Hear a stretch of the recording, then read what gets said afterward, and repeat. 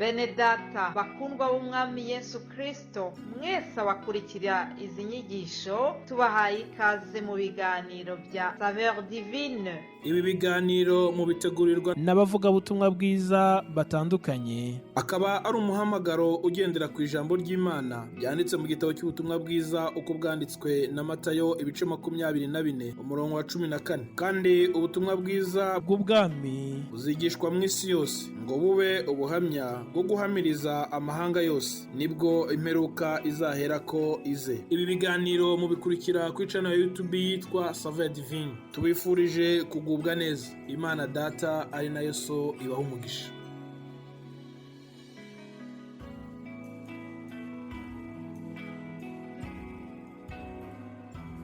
Shalom shalom bakundwa bene data dusangiye gucungurwa n'amaraso y'umwami wacu Yesu Kristo. Nongeye kubasubiza mu izina ry'umwami wacu Yesu Kristo kandi mbifuriza kugubwa neza no kuzura ubuntu bubonerwa mu mwami wacu Yesu Kristo. Ngiye rero muganira n'Ibagabo Joseph kandi ngarutse ku bwa Saveur Divine. Bene data bashiki banjye mwe mutega amatwi kino kiganiro cya Saveur Divine muri mu Kinyarwanda cyangwa se Kirundi, ndagira ngo nongere kubashishikariza kujya mwumva neza no gukurikirana bino biganiro cyane ko bishingiye ku ijambo ry'Imana. Kandi ijambo ry'Imana ritubwira yuko uko iminsi igenda yegereza kugaruka k'umwami wacu Yesu Kristo, dukwiye kongera kugira umwete wo kumva no kongera gushaka kumva ijambo ry'Imana. Ni muri ubwo buryo rero kino cyumweru urubuga rwa Saveur Divine rwabateguriye insanganyamatsiko igendeye mu rwandiko rwa Timoteyo rwa 2 bice 3 uhereye ku murongo wa 1, aho batubwira ngo tumenye neza ko mu minsi y'imperuka hazaza ibihe birushya, kuko ngo abantu bazaba bikunda, bakunda impiya, birarira, bibona, batukana, batumvira ababyeyi babo, bari indashima, batarabera. Pawulo akomeza yandikira Timoteyo amubwira ko bazaba badakunda n'ababo, ngo batuzura, babeshyirana, batirinda, bagira urugomo, badakunda ibyiza, ngo bagambana, ari ibyigenge, bikakaza, bakunda ibibanezeza wo gukunda Imana, ngo bafite ishusho yo kwera ariko bakana imbaraga zako. Akomeza amubwira ngo bameze batyo ujye ubatera umugongo.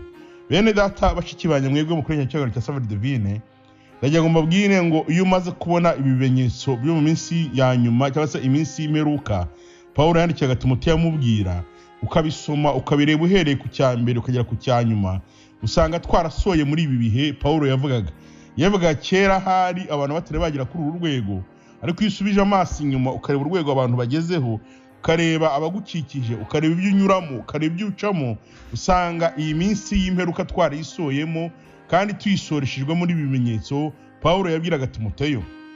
Kuko yaramubwiye ngo nta kindi mu minsi y'imperuka abantu bazaba bikunda. Kwikunda kw'abantu kwaragwiriye, aho buri wese yizirikana no kuzirikana mugenzi wiwe, ngo bakunda impiya, abantu bakunze amafaranga ku rwego yagambanira umuntu akaba yanamwicisha kugira ngo abone ayo mafaranga, abone ibyo yaratunze, cyangwa se ku rwego yamushyirisha mu nzu y'imbohe kugira ngo abone ibyo yaratunze, cyangwa se kugira ngo abone indonke cyangwa abone ikindi kintu. Birarira, kwirarira, ugasanga umuntu arirarira mu gitondo, saa sita na nimugoroba, nibwo buzima. Bibona, batukana, batumvira ababyeyi babo, ari indashima, batarabera.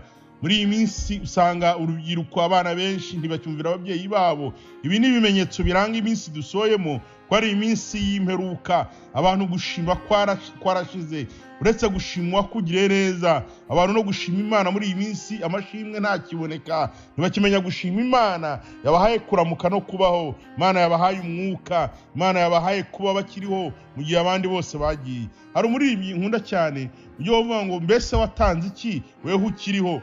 Yaririmbye indirimbo nkunda, aravuga ngo ye mwana wa Adamu ukiri ukigenda watanze iki. Aravuga ngo abasore beza ngo baragiye, abakobwa beza ngo baragiye, aravuga ngo abadamu beza ngo bari hingiza urugo zabo ngo baragiye, ngo abagabo beza barazi kurinda ibyabo baragiye, ariko wewe warasigaye. Niki cyatumye ukiriho? Ariko ikikwereka ko dusoye mu minsi y'imperuka nuko abantu gushima Imana kwakamutse muri bo. nibyo rero Pawulo yandikiye Timoteyo aramenya ngo mu minsi y'imperuka abantu bazaba ari indashima, badashobora gushima babagiriye neza, ariko badashobora no gushima Imana kubera ko bazaba barasohoye mu minsi y'imperuka, badakunda n'ababo, batuzura, ari abantu babeshya, batirinda, kwirinda kukabura, bagira urugomo, badakunda n'ibyiza, umuntu akabaho yumva nta shyaka ryo gukunda ibyiza agira, ahubwo akaba ashyigikira ibibi gusa, akabaho yumva ibyiza bitamureba. Ni iyi minsi y'imperuka nyine dusoyemo, niko abantu bateye, niko abantu bameze. Ibi byose iyo ubibonye ubona ko twasoye muri iyi minsi y'imperuka. Ariko icyo ngambiriye, Pawulo yavuze ijambo ryiza, avuga ngo bafite ishusho yo kwera ariko bakara imbaraga zako, aravuga ngo bameze batyo ujye ubatera umugongo. Icyo ngambiriye cyane si ibi bimenyetso, kubera ko uzafata umwanya ubisome n'ururebe mu rwandiko rwa Timoteyo ibice 2 3 guhera ku murongo wa 5, uzabisoma ubirebe, urebe igukikije, urebe abagukikije, urebe aho uri, urebe ibihurimo, uzabona ko dusoye muri iki gihe cy'iminsi y'imperuka. Numara kureba neza ibi bimenyetso, icyo ngambiriye si ukongera kwibabwira cyangwa kugira ngo tubivugeho cyane, ahubwo icyo ngambiriye muri iyi minota mike dufite ni ukugira ngo niki twakora, ko tumaze kubona ko ibimenyetso bitwereka ko dusoye mu minsi y'imperuka. None niki twakora? Ni ukwiye kuntu twakwitwara, mbese twagenda dute, twakwifata dute ko dusoye mu minsi y'imperuka? Kuko ibi bimenyetso twavuze iyo birebye ubona ko biriho, ukabona ko abantu barikunda, ukabona ko abantu bakunze imiya, ukabona ko abantu barirarira, ukabona ko abantu batumvira ababyeyi babo, urabona ko abantu bagabije gutukana, urabona ko abantu babaye indashima, urabona ko abantu bakanye kwera. Nubwo bavuga ibyo kwera ariko wamugenzura ugasanga imbuto zo kwera ntazo atunze, uwo muntu akavuga ibyo kwera mu kanwa kiwe, ariko wamureba imigendere ye, imikorere ye, imyitwarire ye, ugasanga hakana ibyo avugisha akanwa, imyitwarire yiwe. Ibyo bitwereka ko iyi minsi y'imperuka tuyisoyemo, tuyirimo. Badakunda n'ababo, umuntu adakunda abavukana nabo, umuntu adakunda abo basengana, umuntu adakunda abo baririmbana, umuntu adakunda abo babana, abantu badakunda n'ababo, batuzura, ari ababeshyi, batirinda, kwirinda kwarabuze, abantu ntibakirinda. Bitwereka ko dusoye mu minsi y'imperuka. Cyo ngambiriye cyane ukuvuga ngo niki twakora ko tumaze kubona ko ibimenyetso by'iminsi y'imperuka byadusoyeho, bisoye mu itorero, bisoye aho tuba mu mashuri, bisoye aho tuba mu kazi, bisoye aho tuba mu miryango yacu. None twebwe nk'abamenye Imana niki twakora kugira ngo tudatemanywa n'ibi bimenyetso byo mu minsi y'imperuka, natwe tukava mu buntu bw'Imana? Isomyo y'urwandiko rwa Yuda cyo cyambere 17 ku murongo wa 21 harimo ibintu bitatu batubwira umuntu akwiriye gukora kugira ngo adatembanwa n'ibi bimenyetso byo mu minsi y'imperuka. Yaravuze ngo ariko mwebweho bakundwa, mwebwe abamenye Imana, nanjye ndagira ngo nongere mbabwire uyu munsi wa none, ariko mwebweho bakundwa, mwiyuke amagambo yavuzwe kera n'intumwa z'umwami wacu Yesu. Nanjye nibyo mbabwira mwebwe abatega amatwi urubuga rwa Saveri Divine, ubwo dusoye mu minsi y'imperuka, kubera ko ibimenyetso bitwereka iminsi y'imperuka izabiteye. Turabibona, bitwereka ko twasoye mu minsi y'imperuka. Ariko mwebwe mukurikira urubuga rwa Saveri Divine, ariko mwebwe bene data bakundwa, mwibuke amagambo yavuzwe kera n'intumwa z'umwami wacu Yesu Kristo, uko zavuze ziti mu gihe cy'imperuka hazabaho abakobanyi bagenda bakurikiza kwifuza kwabo kunyuranye n'iby'Imana. Kiracyo ni ikindi kimenyetso kiyongeye ku byo twabonye, cyerekana ko mu minsi y'imperuka hazaba abantu b'abakobanyi bakurikiza kwifuza kwabo kunyuranye n'iby'Imana ishaka. Niyo mpamvu uzumva muri iyi minsi hadutse abantu benshi basobanura ibintu by'Imana bagendeye ku marangamutima yabo, bavuga ibintu by'Imana bagendeye ku kwifuza kwabo n'ibyo bibwira, cyangwa se bamwe bakanabihakana, bakerekana ko Imana ntayiriho nta niyanabayeho, bakagendera ku marangamutima yabo. Abo nibo bazana kwirema ibice, n'abantu badafite umwuka.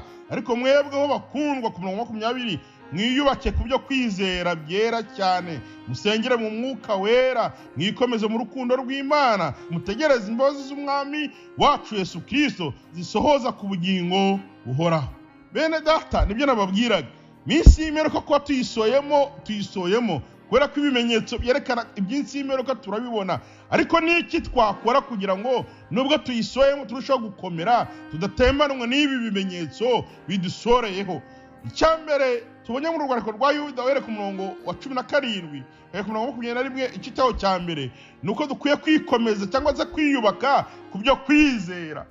Turasabwa kongera kwiyubaka ku byo kwizera.